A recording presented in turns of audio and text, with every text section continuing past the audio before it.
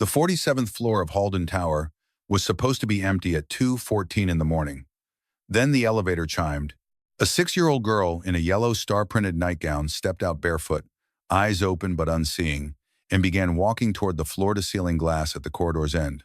Everett Lane was pushing a cleaning cart around the corner when he saw her. He did not run. He set the cart down, lowered himself to one knee, and whispered something about the stars on her gown being very bright tonight. At the other end of the hall, Sloane Halden burst from a conference room in stocking feet and froze when she saw a man in a gray uniform kneeling in front of her only child. The glass corridor faced the dark mirror of the Chicago River, and for a year and a half the low hum of the climate system had been the only thing awake on this floor at this hour. Everett lifted one hand, palm out, without looking at Sloane. The gesture said, "Stay." She obeyed because some part of her brain, the part that had learned to read a room before a board meeting, understood that whatever was happening in front of her was already being handled.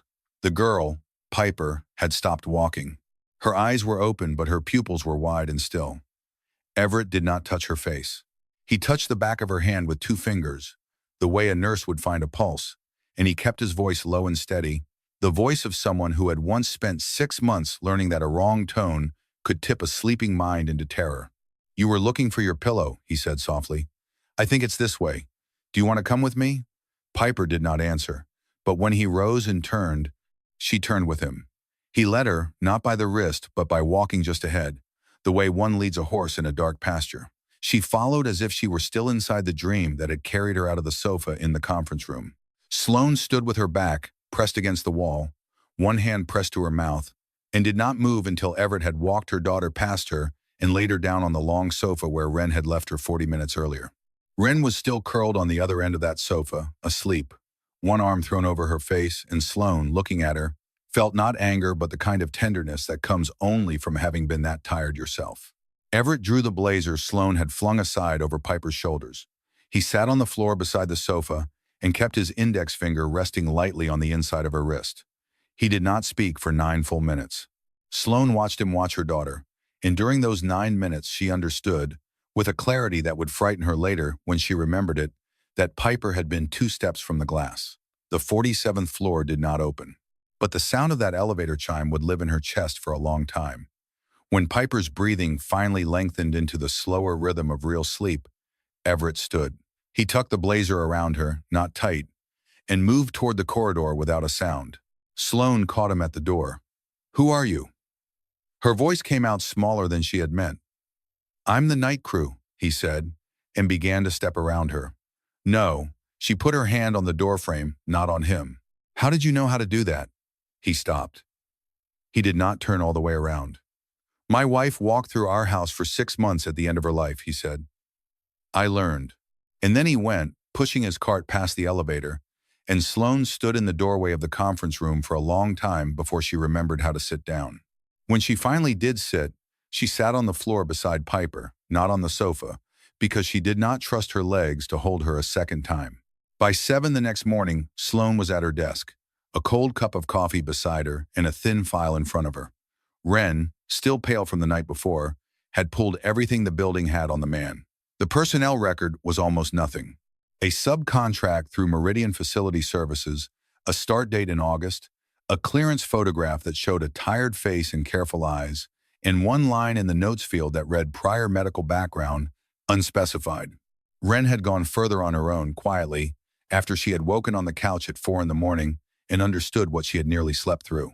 Clipped behind the sparse company file was a single printed page from a public search, a program from Rush University Medical Center's 2021 Staff Recognition Gala, and under the heading Emergency Department Excellence Award, the name Everett T. Lane, RN. There was a small photograph of him in scrubs, standing between 2 attending physicians, smiling the kind of smile people wear when they have been asked to stand still for 4 seconds. Sloane read the page twice. She folded it in half. She put it inside her desk drawer and closed it. She did not say anything to Wren. She went through her 8 o'clock meeting, and her 9 and her 10, and at 6 that evening, when the tower had begun to empty, she took the elevator down to the service floor, asked a startled supervisor for 2 cups of coffee from the staff kitchen, and rode back up to 47. Everett was wiping down the inside of the conference room, where his night had begun the evening before. He straightened when he saw her in the doorway, and the look that passed across his face was neither surprise nor discomfort, but something more careful, the look of a man who had spent a long time learning not to assume anything. Sloan walked to the window and set one cup of coffee on the edge of his cart. "Thank you for last night," she said. He opened his mouth. She knew he was going to refuse payment, refuse the gesture, refuse being thanked. She shook her head once. "It's not payment, it's coffee." He considered that. Then he picked up the cup and held it without drinking. They stood at the window for 6 minutes. The river below had the color of cold slate, and a single tug was pushing a barge upstream toward the bridges. Neither of them spoke again. When she finally left, she nodded once before the elevator, and he nodded back, and he drank the rest of the coffee standing at the glass, long after it had gone tepid, long after the bottom of the cup had stained his palm the way a quiet thing stains a memory. On the ride down, she pressed her forehead briefly against the cold metal of the elevator wall and tried and failed to remember the last time someone had simply stood next to her without wanting something. The next morning, over cereal at the kitchen counter of their apartment, Sloan crouched down so that her eyes were level with Piper's and asked, gently, if she had dreamed anything. Piper shook her head. Then she stopped with the spoon halfway to her mouth and said, slowly, like someone translating from another language, "There was a man. He said my stars were bright." Sloan had to set her own mug down to keep her hand from trembling. She had not told Piper anything. She had, in fact, left Piper at the office under the wobbly supervision of Wren, precisely because she had not wanted her daughter to know how close anything had come. For a year and a half, Piper had been sleepwalking, and for a year and a half, Piper had remembered nothing, not even a fragment. Dr. Marion Vess had told her once, in the gentle, measured way of a pediatric sleep specialist, that a child's remembering even a shape of a dream from inside a parasomnia could be the first sign a deeper part of the brain had been reached. Sloan had filed that away as a thing that happened to other mothers. Now, standing in her own kitchen with her daughter's cereal spoon suspended in midair, she understood she had been handed something small and astonishing, and that she did not know yet what to do with it except to not waste it. That week, Piper walked twice at home. The first time, Sloan heard the bedroom door click and was on her feet before her mind had caught up. She stopped herself from calling her daughter's name. She remembered the man in the corridor, the hand turned palm out, the low voice. She lowered her own voice to almost a whisper and said, "Piper, your pillow is this way," and she took one step backward toward the bedroom. Piper turned. Piper followed. For the first time in 18 months, Sloan did not end the night by phoning the after-hours line and crying into the speaker. The second time, 2 days later, Piper had walked to the pantry and was standing in front of the cereal boxes, hands at her sides.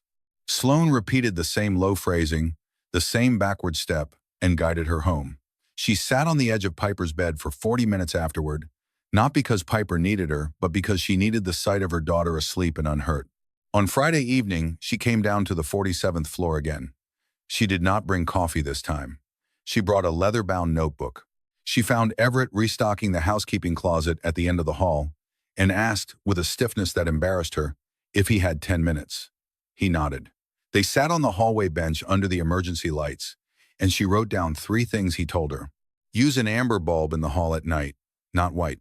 Install a hook and eye latch high enough that a child's arms cannot reach. Never say her name in the tone you would use if she were awake. Sloan wrote each one in careful capital letters. When she was finished, she looked up. "Would you mind?" She said, "If I asked you again when I needed to." Everett looked at the notebook, not at her. "I wouldn't mind." What followed was 3 nights she would not forget. Piper walked on Monday, on Tuesday, and on Wednesday. On Wednesday, she unlatched the front door of the apartment on the 14th floor, walked into the shared corridor, and was standing in front of the elevator button when Wren, who had been dozing on the living room couch in the hope of catching her, found her with one small finger raised and hovering an inch from the brass. Wren did not touch her. Wren used the low voice. Wren walked her back. And then Wren sat down in the hallway and cried, because she loved this child and because she had been awake for 4 nights in the last 7, and because being 29 years old and carrying the private terrors of another woman's household was the kind of exhaustion that did not show up on a performance review. Sloan found her there at 2 in the morning, knelt down beside her, and said nothing. She simply put her arm around Ren's shoulders and held her until the crying had stopped.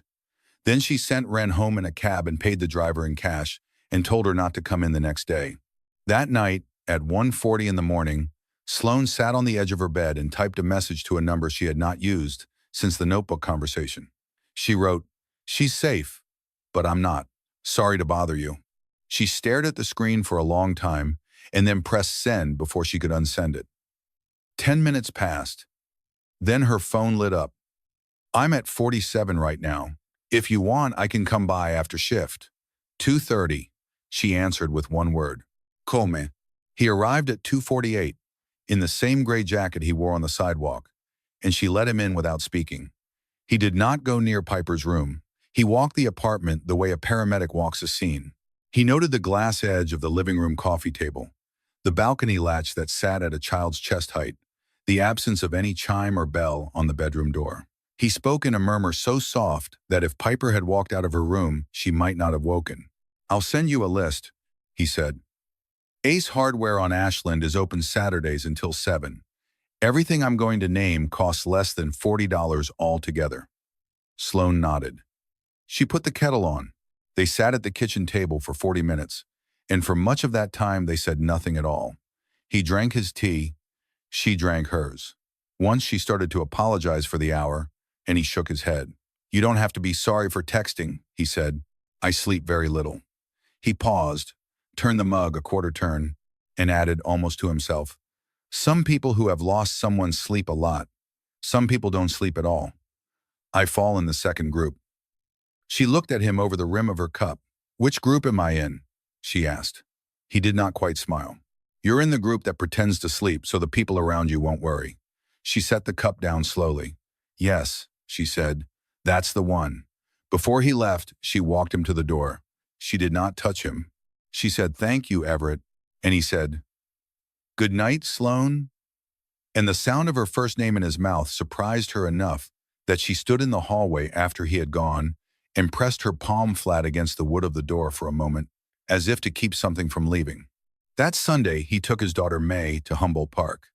The leaves had just begun to turn along the lagoon, and May sat on the bench with her sketchbook balanced on her knees, drawing in her small, methodical way. When she turned the page so he could see, there was a woman at a kitchen table with long hair the color of wheat and a downturned mouth. "Who's that?" he asked, careful. May did not look up. "Your friend from at night." Everett set down his cup of coffee. He had not told May anything. He waited. May said, "Last night you left your phone on the table. I saw the message come up. I didn't read it. I only saw she looked sad," in her words. He did not know what to say to that. So he asked her about the drawing instead, about why the woman's shoulders were drawn the way they were, and May answered calmly that sad shoulders sit higher because people forget to let them down. And then, as if the thought had just now arrived, she added, "Daddy, I walked once. Do you remember?" He did not. He looked at her. "When?" "After Mama died. 2 months after." I got up and opened the refrigerator. I stood there a long time. Then I thought Mama came and took my hand and told me to go back to bed. I went. Everett sat very still. He had slept through it. He had been so tired after the funeral and the paperwork and the weeks of holding his daughter upright that there had been nights when he had not heard anything. He put his hand over May's small cold one on the bench and held it. "I'm sorry I wasn't awake," he said, not because May needed the apology, but because he needed to say it aloud. May shrugged. It was okay. "I thought it was Mama." She went back to her drawing. He sat there for a long time, looking at the lagoon and at the small soft curve of his daughter's neck, bent over the sketchbook, and he understood for the first time that the year he had spent being only partly awake had not been solitary, that there had been another person inside the house surviving it differently, and that he had to stop assuming he had been the only witness to his own grief. That night, after May was in bed, he typed a message to Sloane and looked at it for a long time before sending. "If Piper wakes tonight, call me. Not as a favor." He sent it. Sloane read it. She did not reply, but she set her phone on the pillow beside her with the volume all the way up, and she slept, which in itself was new. The following Saturday, Sloane invited Everett and May to lunch. She did not call it a date. She said it was so Piper could have a friend her own age for once, which was both true and a careful distance. May came through the door, holding her father's hand, and ducked behind his leg when she saw the bright apartment. Piper, on the other hand, came running straight out of her bedroom, clutching a brown stuffed rabbit with one dangling ear. She stopped in front of May, held out the rabbit, and announced, "This is Mr. Hobbs. You can hold him." May looked up at her father and then, slowly, took the rabbit. She held him the way Sloane had seen Piper hold him the night of the bad fever last winter, which is to say, as if he were made of something more than fabric. May smiled. It was a small, tentative, almost surprised smile, as if her own face had made a decision without consulting her. Everett noticed it first. He had not seen her smile at a stranger since Dana had died. He did not say anything. He walked past Sloane to the kitchen counter and began to unpack the salad he had brought, and Sloane saw his hand tighten briefly on the edge of the bag as he set it down, and she did not comment. The children ended up stretched out on the living room rug, watching an animated show about a family of wolves who ran a bakery. Everett and Sloane stood in the kitchen, pretending to assemble lunch, which had been almost entirely assembled already. Sloane, slicing bread she did not need to slice, said without looking at him, "Does it feel strange to you? Standing here like this is normal?" Everett, rinsing a bowl that had no reason to be rinsed, answered, "It feels strange that it doesn't feel strange." She laughed, and it caught her by surprise, the shape of it in her throat. He heard it, and something in him loosened by a degree. "That's the first time I've heard you laugh without thinking about it," he said. She looked at him. "It's the first time in a while I've done it."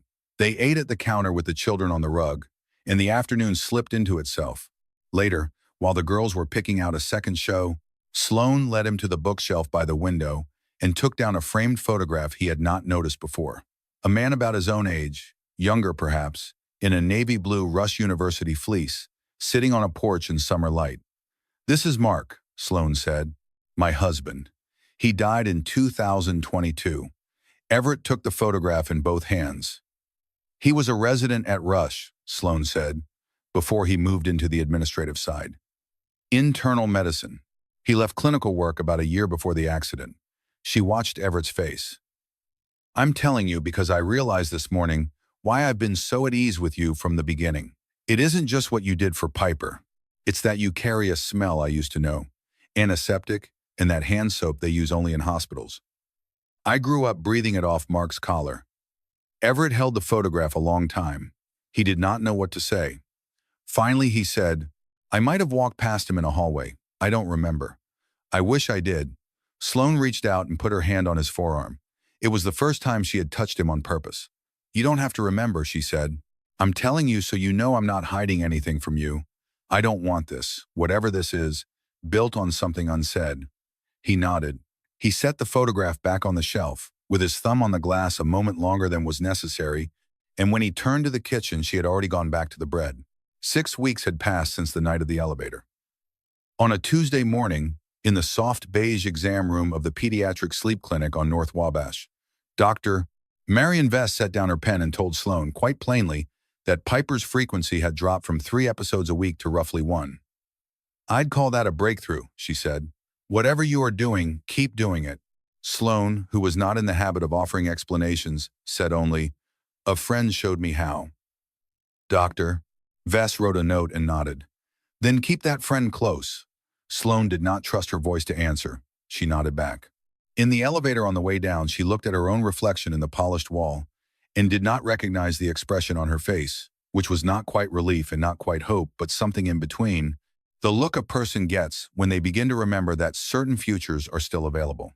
That Sunday, Chicago got the first cold rain of the season, and Piper walked. Except, she did not walk. She sat up in her bed with her eyes open and her small face perfectly calm and said, distinctly and in her own voice, "I want to see Mr. Everett and May." Then she lay back down on the pillow and was fully asleep before Sloane had crossed the carpet. In the morning, over oatmeal, Piper announced the same sentence, unprompted, from the waking side of the line. It was the first time in her entire sleepwalking history that she had carried a thought across the border between the two countries of her own mind. Sloane stood at the counter with the wooden spoon still in her hand and did not know whether to laugh or cry. At noon, she called Everett from her office. He was on break, sitting on the concrete steps outside the loading dock with a cup of bad coffee going cold between his hands. She told him what Piper had said, and then what Piper had said again in the morning, and her voice went unsteady halfway through, not from sadness but from the unfamiliar shape of relief.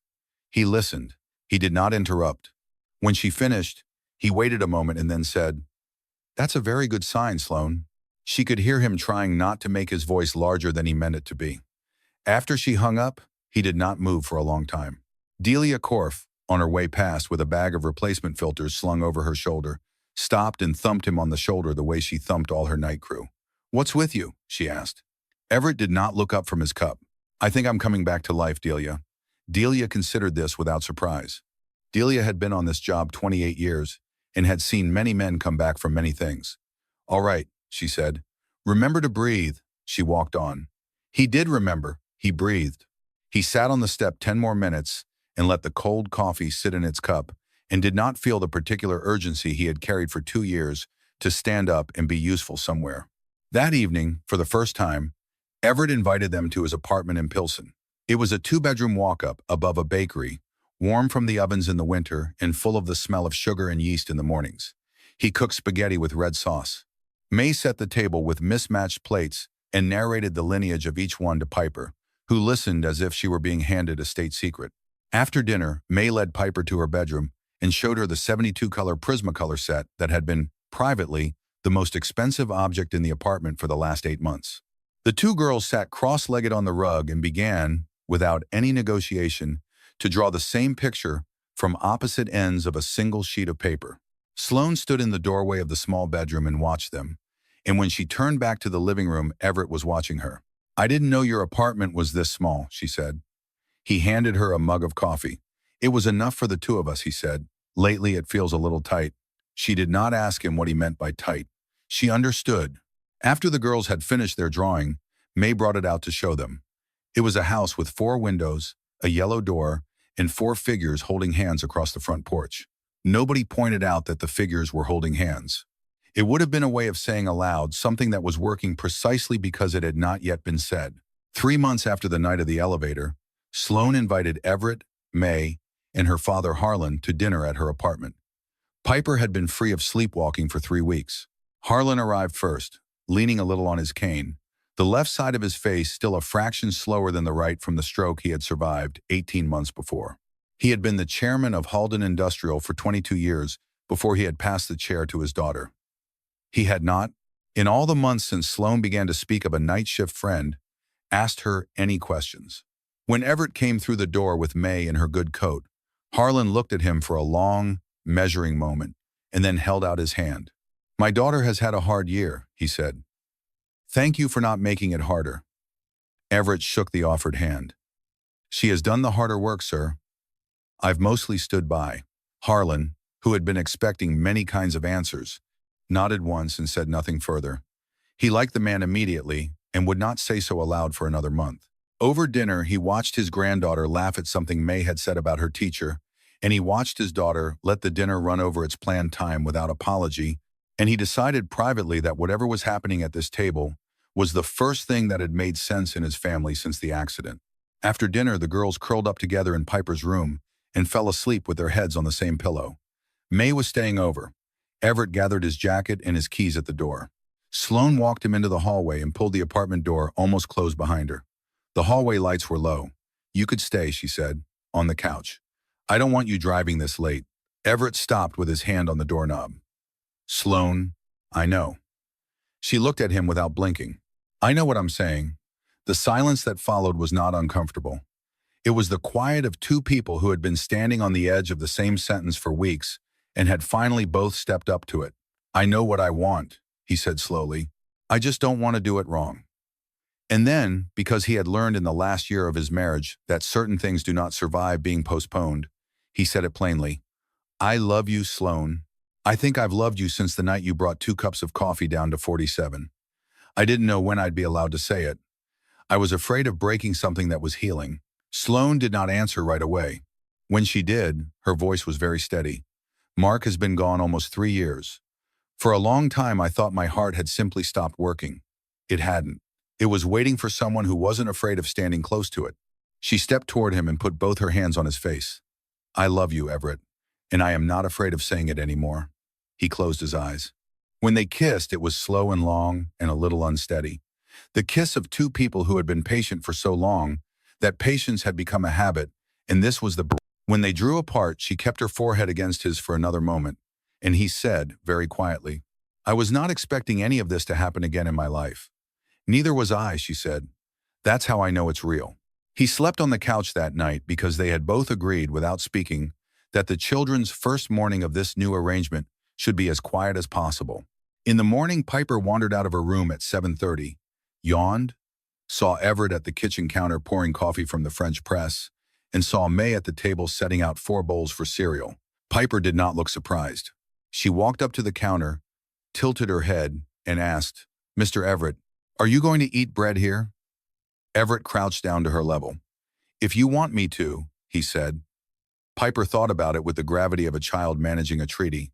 Then she said, "Yes, I'll get your chair," and went to drag a 4th chair over from the wall. Sloane, standing in the hallway in her bathrobe with her hair still in last night's twist, watched the scene and did not move, because moving would have ended something she wanted to hold as long as possible. 4 months passed after that morning. Winter arrived in Chicago in the slow way it always did, with a week of wet November before the first clean snow. Piper did not walk. Not once. Dr. Vess, at the February visit, wrote into the chart the words "resolved," stable, and closed the file with the small definitive motion of a physician who had been waiting a year and a half to write them. Sloane, sitting in the chair across from her with both hands wrapped around her knee, began to cry, which she had not done in front of a doctor since Mark had been in the trauma bay. Dr. Vess handed her the box of tissues without comment and said, "You did well, Mom. All 3 of you did well." Sloane laughed, wet, and wiped her face. "All 4 of us," she said. Dr. Vess raised her eyebrows slightly, understood, and did not press. Everett finished the coursework for his renewed RN license in late January. He sat for the examination in a cold fluorescent classroom on the near north side, with 15 other returning nurses, half of them women who had taken time off for children, and he passed on the first attempt. He did not go back to the emergency department.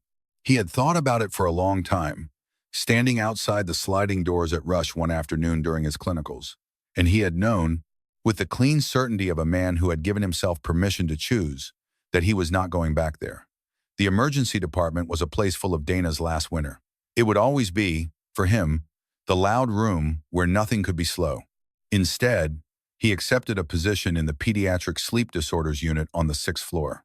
The place he had not been able to enter for 2 years because of how loudly it had spoken of Dana would now be the place he chose to walk into every morning, because it was also the place Piper's own chart had been written in, and because he had learned that some rooms change what they mean when you walk back in on purpose. He told Sloane, on the night he signed the offer, "I want to do this. For Piper. For May. For the other children who walk at night and need somebody's voice to find them." Sloane leaned her forehead against his shoulder and did not say anything for a long while. She did not need to. That same month, Sloane established the Mark Halden Fund, a small family foundation providing financial assistance to families whose children suffered from parasomnias and who could not afford specialist care. She asked Everett, carefully, whether he might serve as an advisor. He shook his head. "That's your work with Mark," he said. "I'm not going to stand in the middle of it." She did not press him. She did, however, place a framed photograph of Mark on her desk at the office, next to the photograph of Piper at 3 years old, on the carousel at Navy Pier. She did not hide the one photograph to make room for the other. When Everett visited her office for the first time and saw both frames side by side, he looked at them, nodded once, and said, "Good."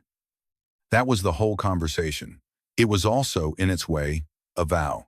He understood, without being told, that she was not asking him to replace anyone. She was asking him to join a household that had already survived a loss and still knew how to name it. He could live inside that. He wanted to. The 2 girls became, in the simple way only children manage, inseparable. May spent every weekend at Sloane's apartment. Piper spent every Wednesday afternoon at Everett's. They invented a small and private language of their own that included the phrase "sister of the night," which neither adult ever heard explained. May taught Piper how to mix skin tones with the Prismacolor set. Piper taught May how to braid. One afternoon in early March, Sloane found a folded piece of construction paper on the kitchen counter with both girls' names written at the top in block letters, and a single line underneath that read, "We will always sit next to each other." Nobody instructed them to consider themselves family. They arrived at the conclusion on their own, the way children arrive at all the real conclusions, by sleeping next to each other on a rainy afternoon and then not bothering to explain. A year after the night of the elevator, Chicago received its first November snow on a Friday morning. It was light and slow, the kind that catches on the shoulders of coats and sits there for a minute before deciding to melt. At 11 o'clock that morning, Everett Lane and Sloan Halden walked into the Daily Center and stood before a clerk. There was no large wedding, no guest list of 200, no rehearsal dinner. Harlan Halden was there with his cane. Delia Korff came in her good green coat, which she had owned for 11 years and worn only 3 times. Wren stood beside Sloan in a simple navy dress and did not let go of her hand until the ceremony began. May carried a small bouquet of white and yellow flowers that she had chosen herself. Piper carried the 2 rings on a folded handkerchief and did not drop them. When it was time for the vows, Sloan said the words the clerk had prepared, and then she added, quietly but clearly, a sentence of her own. "I have lived 2 lives," she said. Everett did not answer in words.